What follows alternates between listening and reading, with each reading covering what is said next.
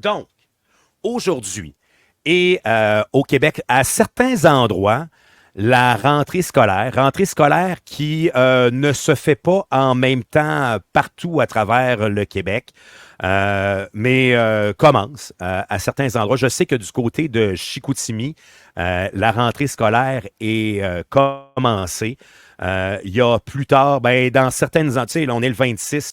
C'est exemple, du côté de Montréal, c'est demain. Ici, dans la commission scolaire au Lac-Saint-Jean, c'est la semaine prochaine. Mais à plusieurs endroits, pour la plupart, c'est demain que ça va commencer, la rentrée scolaire. Et comme je vous disais tantôt, personnellement, c'est quelque chose qui, pour moi, était très, très... Je connaissais pas ce mot-là quand j'étais flot, là, mais était très anxiogène. La rentrée scolaire était pour moi source de psoriasis, vous n'avez pas idée. Pourquoi? Parce que j'avais de la misère à l'école. Académiquement, c'était compliqué. Après ça, d'un point de vue ami, tu sais, j'ai pas nécessairement eu dans la famille tous les outils que j'avais besoin pour bien socialiser. Je dis de la misère. Jessica nous dit les profs commencent aujourd'hui. Oui, parce que cette semaine, c'est pédagogique, préparation de cours. Tu sais.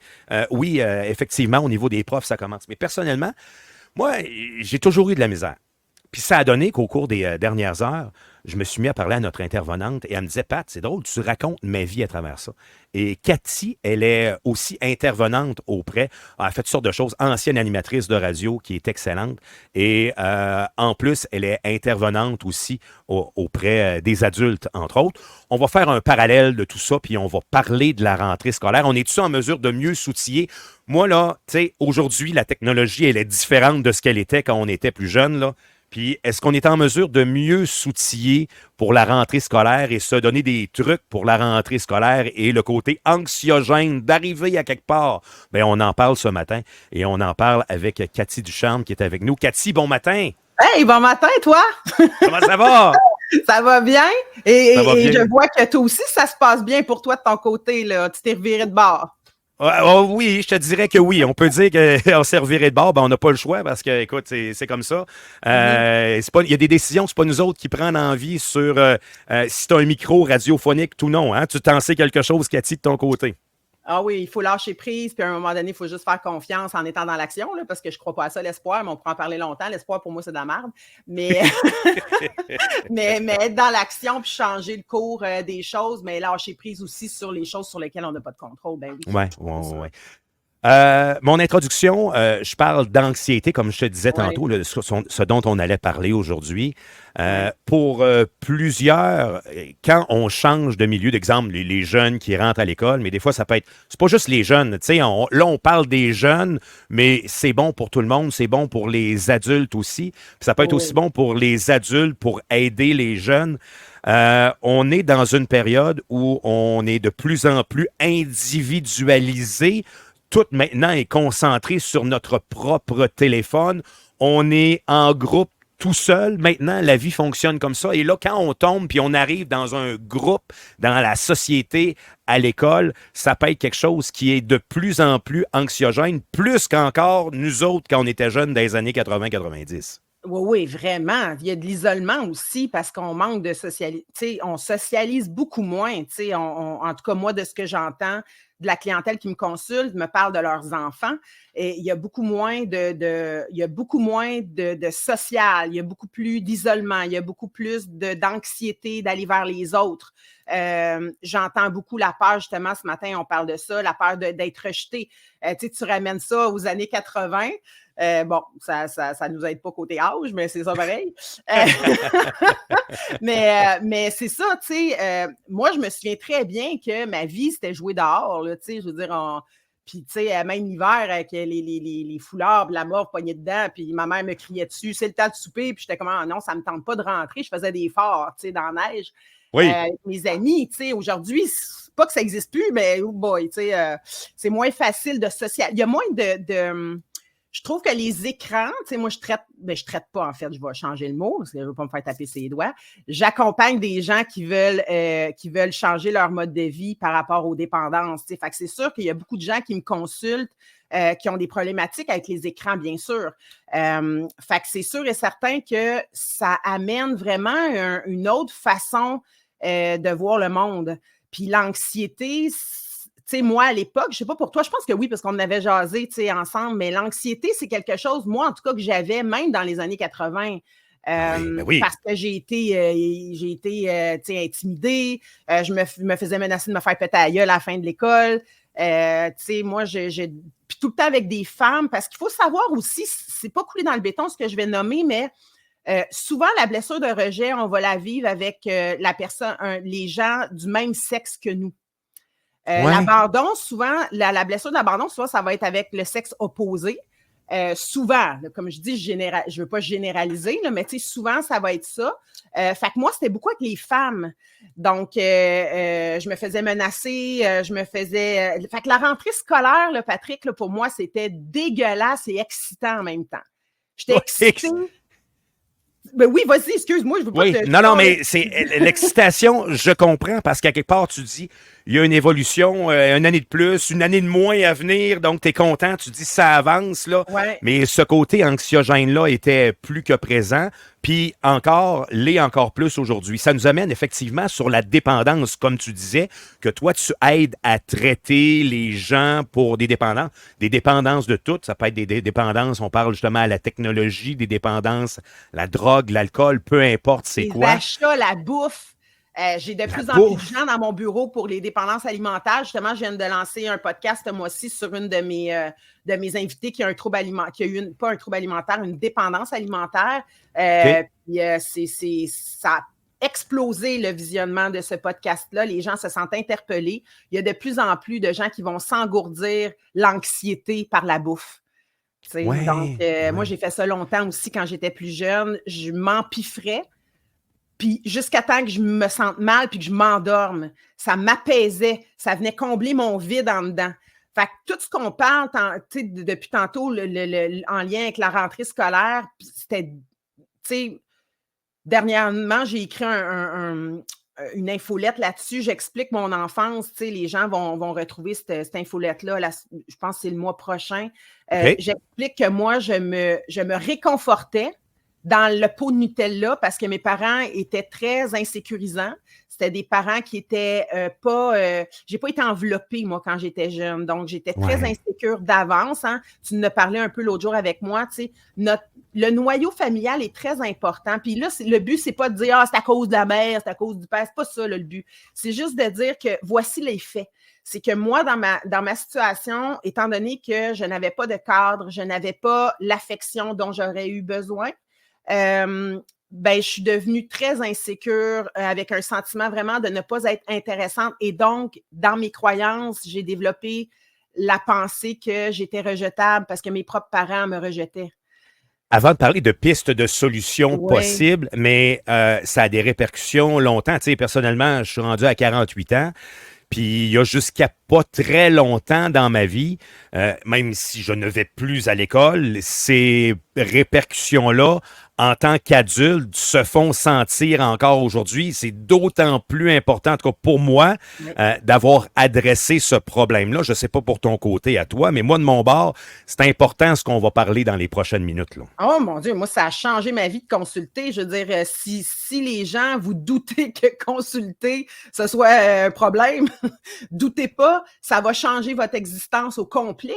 Vous allez vraiment guérir des parties importantes de vous-même, puis ça va changer complètement vos comportements et donc votre vie, tu sais, sur l'issue de tout, là, tu sais. Qu'est-ce qu'on peut faire maintenant? Ceci étant dit, on a mis la table bien comme il faut. Écoute, les assiettes sont enchaînées. Pour vrai, là, j'essaie de faire ça bien short and sweet, mais c'est clair qu'on pourrait faire 3-4 heures, toi puis moi. Mais bon. Parce que oui. Donc, une fois qu'on a dit ça, que c'est un sujet, parce qu'en même temps, moi, ce rejet-là, on parle souvent de se faire écœurer. Maintenant, c'est l'intimidation à l'école. On parle de l'intimidation. Mais le dossier du rejet à l'école, là, on voit pas souvent ça passer. Puis c'est comme si, quand on allait chez Walmart dans le département des outils émotionnels, là, on dirait qu'il n'y a pas de tablette là, pour s'outiller dans le mode du rejet. Ouais. Qu'est-ce qu'on peut faire? Quelles sont les pistes, que ce soit autant des jeunes qui rentrent à l'école, autant dans un nouvel environnement, autant dans des parents qui veulent aider à outiller leurs jeunes, qui voient leurs jeunes désemparés d'aller à l'école. Faut partir de quelque part dans le dossier. De où on part dans les premiers outils à mettre dans notre coffre à outils pour s'améliorer d'une situation de même? Bien, comme tu le sais, Patrick, je t'ai dit, hein, moi, ma spécialité, c'est plus au niveau adulte. Oui. Mais par contre, il y a des choses, si je te parle même juste de mon parcours à moi, il y a des choses importantes à regarder. Quand on sent que notre enfant, justement, est un peu plus introverti, un peu plus que son comportement change. Oui, il y a la prévention, c'est-à-dire qu'on peut simplement, c'est pas tout le monde qui a cette facilité-là, mais en tout cas, tenter d'avoir une communication ouverte avec notre enfant, puis de ne pas minimiser. Moi, de laisser la porte ouverte à ce que votre enfant puisse se sentir libre de venir vous voir par lui-même s'il ne se sent pas bien. Parce que je te ramène à ce que je disais tantôt par rapport à mes parents qui n'étaient pas encadrants. Moi, j'en ai parlé à un moment donné. J'étais en 6e année, je m'en souviens encore. J'ai encore le nom de la fille qui a pété mon ballon au chasseur avec un enfant à toi qui avait dit « moi, te péter à gueule comme j'ai pété ton ballon ». Là. On se rappelle de ces aimants-là toute notre vie. Hein? Moi, je me rappelle encore à un certain moment donné, en secondaire 2, à l'école Monseigneur de Laval, dans la porte de récréation. Il était arrivé un événement. Écoute, je vais être sur mon lit de mort à, on va dire, 102 ans. On va espérer un bel âge. Là. Puis je vais m'en souvenir encore de cet événement-là. Là. Ça reste marqué longtemps, ça. Oui, c'est des grosses traces qui restent. Là. C'est pour ça qu'il faut en prendre soin. Puis je dis aux gens, consultez, puis amenez vos enfants aussi consulter si vous sentez que vous n'êtes pas outillés pour la gravité, mettons, du rejet ou de l'intimidation que votre enfant vit. Allez voir même au niveau de l'école, la direction, tout ça, c'est important. Mais allez pas vous battre au front avec un enfant là, qui est un intimidateur. Là. Faites les choses de bonne façon. Mais là où je voulais en venir rapidement, c'est que moi, quand j'en ai parlé à mes parents et à mon frère à l'époque, ils ont minimisé, ils ont ri. Ils ont fait « ben voyons, franchement ». Alors que moi, j'étais terrorisée. Moi, je partais 10 minutes plus tôt de mon cours de karaté qui était suite à mes cours normaux. Je me poussais, je courais jusqu'à chez nous. Je me suis pété en masse de pantalons déchirés parce que je passais par-dessus la clôture. J'étais apeurée. Je voulais plus aller à l'école. Ouais. J'ai pissé dans mon lit jusqu'à 12 ans, Patrick. Ben voyons! Ouais. Le rejet, l'intimidation, c'est terrible. C'est terrible. L'anxiété m'a suivie jusqu'à une trentaine d'années. La méditation a sauvé ma vie. Mais je dirais aux parents, en tout cas, vu que je dis que ce n'est pas nécessairement mon domaine, soyez à l'écoute, soyez vraiment empathique, ne minimisez pas. Même si dans votre tête d'adulte, c'est rien ce que votre enfant vit parce que vous êtes rendu adulte, gardez en tête que pour votre enfant, c'est terrible. C'est terrible, puis pour lui, c'est menaçant, c'est son intégrité, c'est sa vie. Il pense peut-être que je vais le dire crûment, mais que c'est une merde, que personne ne va l'aimer. Ouais. Fait que si vous minimisez en plus, il va se sentir non important, il va développer d'autres croyances qui vont le limiter dans sa vie. Fait que soyez juste à l'écoute, proche de lui, puis c'est tout, là, tu sais. Puis soyez juste comme en mesure de faire des actions concrètes si jamais ça va plus loin que, tu sais, pour aller vraiment vers la direction, nommer les choses et tout ça, puis faire en sorte que les choses changent, tu sais. Quand ça arrive, écoute, quand les gens arrivent dans ton bureau comme ça, puis s'assoient devant toi, te parlent, exemple, en bout de ligne, souvent, une histoire de rejet, ça va être une cause à une dépendance parce que toi, tu traites majoritairement les dépendances de n'importe quoi, comme on disait tantôt. Écoute, comment tu abordes ça? Tu sais, un nouveau patient, là, puis là, écoute, c'est sûr que tout le monde est différent, chaque cas est spécifique, mais à la base, tu dois avoir un certain pattern. Comment tu abordes ça, toi, ton côté? Ben en fait, je te dirais, Patrick, que j'aborde rien pantoute parce que c'est la personne qui me consulte qui me dévoile. Puis en général, c'est très rapide que la personne va me nommer. Je me sens pas aimée, je me sens rejetée, j'ai un vide en dedans, je me sens anxieuse. Mais moi, c'est pour ça que je ramène ça, je ne traite pas. J'accompagne des gens. L'idée, c'est plus de les aider, dans le fond, comme je disais au début de l'entrevue, à les amener à changer leur mode de vie. Donc, les blessures, là, quand on parle, mettons, d'abandon et de rejet, c'est ça, c'est les émotions. La dépendance et la codépendance, ce sont c'est une maladie, c'est une pathologie et ce sont des troubles qui vont en fait, on s'engourdit les émotions. Donc, j'ai de la difficulté à faire face à mes émotions parce que je suis ultra sensible. Donc, étant donné que je suis ultra sensible puis que je ne veux pas ressentir parce que ça fait trop mal, puis j'ai un vide, puis je me sens pas bien, ben je vais aller engourdir ça avec de la bouffe, de l'alcool, de la drogue, du sexe, du jeu, avec Netflix. Je vais bincher tous les épisodes de série, puis je suis plus capable de m'arrêter. Pour pas me ressentir. Donc, c'est sûr que quand on vient me consulter, on va aller regarder quels sont tes déclencheurs qui t'amènent à t'engourdir. Qu'est-ce qui fait que tu veux arrêter de t'engourdir? Ah, ben là, je suis tannée de telle affaire. Fait que là, on va parler des conséquences de la problématique de la dépendance. Donc, est-ce que toutes les sphères de ta vie commencent à être affectées? Ça te coûte cher, ta blonde te parle plus, tu es sur le bord de perdre la qualité de tes liens avec tes enfants, justement. Tes enfants sont en train de reproduire des comportements de dépendance de fuite. Alors, c'est tout ça qu'on regarde, mais oui, tout est relié à des croyances et des blessures, mais on ne traite pas ça.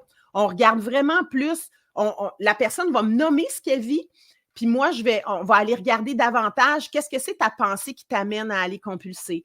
Comment tu peux éviter une rechute, par exemple, de compulsion. Qu'est-ce que tu peux mettre en place comme moyen précis pour aller éviter sécuriser ton environnement, sécuriser ta vie pour un filet de sécurité qu'on va aller poser.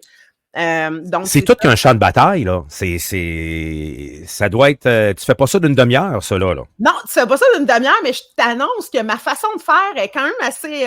je suis pas pire dans mon domaine, ça fait quand même une vingtaine d'années, mais sache que c'est pas pour me vanter, je suis pas dans le narcissisme, là. C'est vraiment juste que...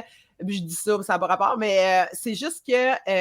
je suis moi-même dépendante affective puis codépendante en rétablissement depuis le 7 septembre, ça va faire 24 ans.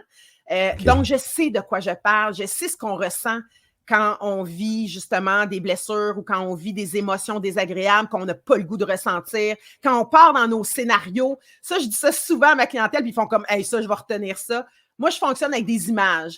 Fait que je dis tout le temps, quand tu te fais des scénarios, là, imagine que tu es tout seul dans une salle de cinéma, OK? Là, toi, tu t'imprègnes de ton film, là, OK? Puis quand tu sors de la salle, là, toute ton émotivité est reliée à ce que tu viens de visionner, OK? Puis de ressentir dans la salle de cinéma, mais il n'y a pas un mot du chat qui a écouté ton film puis il ne catche pas en tout comment tu te sens. Fait que toi, tu vas agir en fonction du film que tu t'es fait, que tu t'es visionné, mais quand tu sors de la salle, le monde fait comme « Oh, weird. » Il faut que tu comprennes que ton scénario n'existe pas et que c'est tes peurs et ton histoire de vie qui viennent te ramener des peurs. Et là, tu tombes dans le scénarisme. On est tous des bons Spielberg, là, tu sais. Puis, on a l'imagination pour. Et là là! Alors, tu sais, on va regarder beaucoup cette affaire-là parce qu'en dépendance, souvent, on va se dire focus sur ton moment présent. Là, tu vas me dire, ouais, c'est facile à dire. Effectivement, c'est pas facile à faire, mais ça veut dire que quand tu sens que tu t'en vas dans le passé, c'est que tu es dans la culpabilisation, dans un regret, tu ne changeras rien, c'est fait, tu sais. Tu peux apprendre de ça, par exemple. Mais quand tu t'en vas dans le futur, tu es dans un scénario, dans la peur, dans l'anxiété. Donc, tu es en train d'alimenter tes problèmes, dans le fond, qui s'en viennent. C'est toi qui es en train de les créer.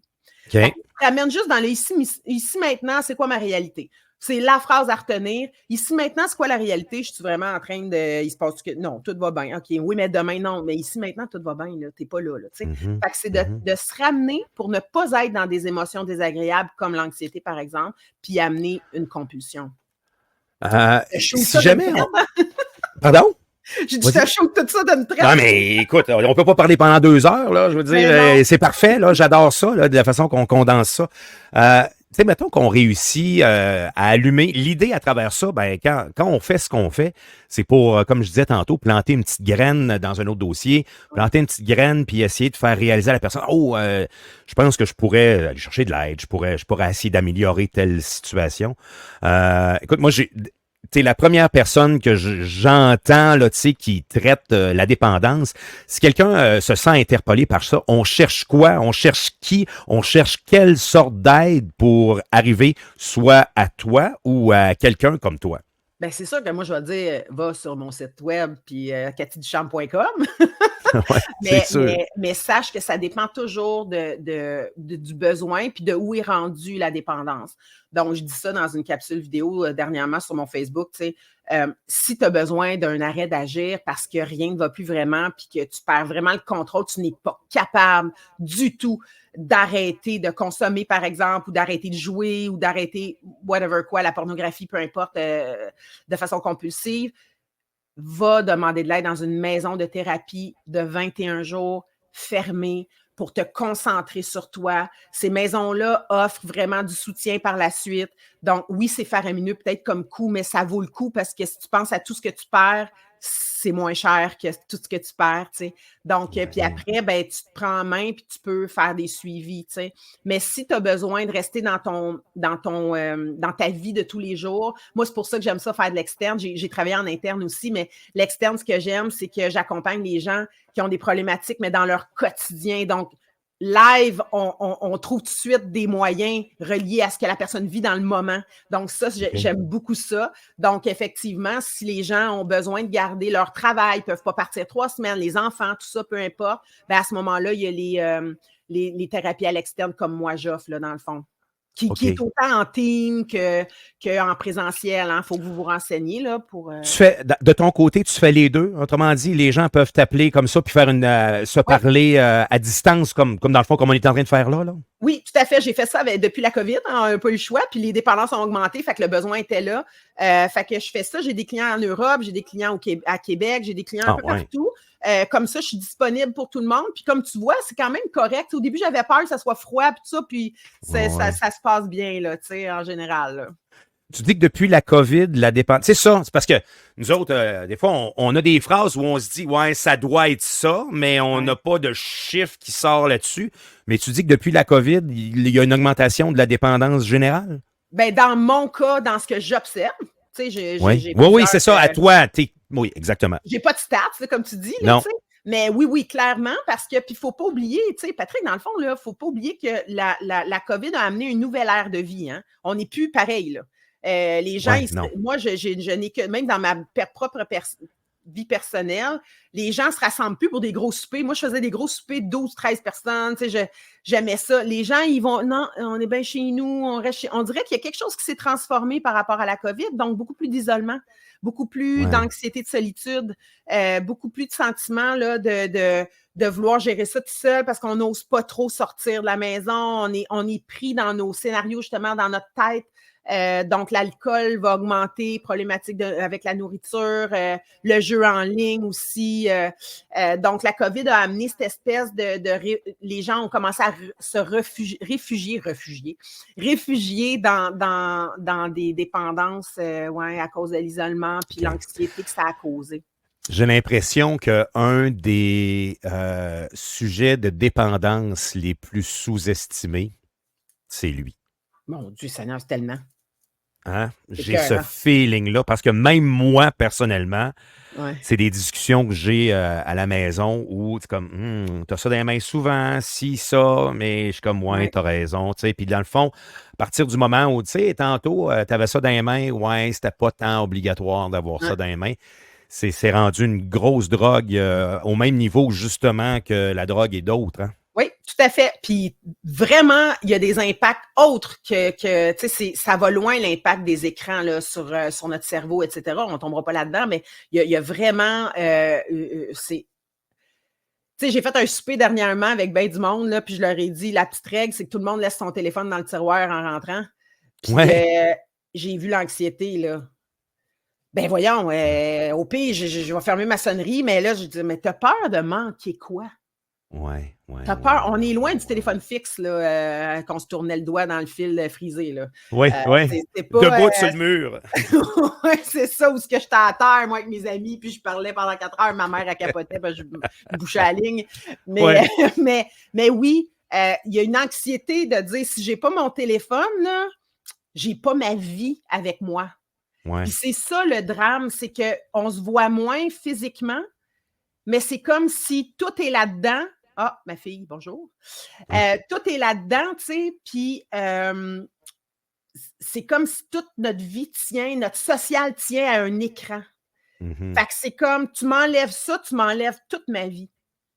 Oui, c'est bon. C'est bon. Cathy, on peut te suivre sur cathyducharme.com. Tu sois partie des podcasts aussi. Ouais. Écoute, sincèrement, là, j'ai vu passer ça sur les réseaux sociaux. Écoute, je trouve que ton image est plus belle qu'à Télémac 24 là, dans tes podcasts. Là, pour les C'est gens de une Québec qui équipe connaissent. Là. GM Agence, là, c'est la meilleure équipe, je trouve, pour faire des podcasts, pour des tournages et tout ça, sont numéro 1. T'es ça coche au bout. Fait que merci. Et ce que je retiens de ce que tu nous as dit tantôt, la première chose, c'est quand soyez à l'écoute, exemple, de vos jeunes, s'ils vous reviennent puis ils vous parlent d'anxiété, et ne minimisez pas l'impact ou leur attitude qu'ils ont par rapport à une situation. Prenez ça au sérieux. Tombez pas dans le ben non, c'est pas grave, c'est comme une éraflure, là, un plaster, dans 2 jours, c'est parti. Ne Exact. pas utiliser cette ligne-là. Exactement, tout à fait. Soyez dans l'accueil, l'amour avec vos enfants. C'est tout ce qu'ils ont besoin pour être sécurisés. Merci beaucoup de nous avoir parlé, Cathy. Ça fait plaisir. À bientôt. Au Bye. revoir. Très agréable de parler à Cathy Duchesne ce matin, que vous pouvez aller voir sur cathyduchesne.com. Bon, ça, c'est notre premier dossier d'entrevue ce matin que je voulais revenir. Pour moi, c'est important, très, très important. Puis voyez-vous, ça nous a fait déraper, comme on peut dire, sur la dépendance. Puis je trouve ça fort intéressant d'en parler. Tantôt, d'ici la prochaine demi-heure, écoute, ça, je trouve ça capoté. On va parler ce matin à une gang de crinqués, OK, ici au Lac-Saint-Jean, qui ont décidé l'été prochain de retracer à canot en cèdre, de retracer la route ancestrale des fourrures. Sincèrement, je trouve ça capoté. Ils sont en grande préparation, vont partir de Tadoussac, vont monter jusqu'à la baie James et on va leur parler un peu plus tard ce matin. Je trouve cette histoire-là fort importante. Il y a Annie, écoute, chanceuse, Annie, dis-moi, aucune anxiété de ne pas avoir mon cellulaire. M'être franc avec vous, moi, je ne dis pas que... Moi, je vais dire, comme toi, Annie, je n'ai pas d'anxiété de ne pas l'avoir, sauf que je veux l'avoir. Mais évidemment, quand tu comprends que tu as des dépendances comme ça, puis que tu veux aider, tu veux t'améliorer, ben, tu essaies de lâcher plus de lousse, ça laisse, là. Il y a toujours bien des limites. Et dans ce dossier-là, moi, personnellement, ça fait partie des choses que je veux tranquillement, pas vite. Je remarque que j'ai beaucoup trop en moi là-dessus. Je veux revenir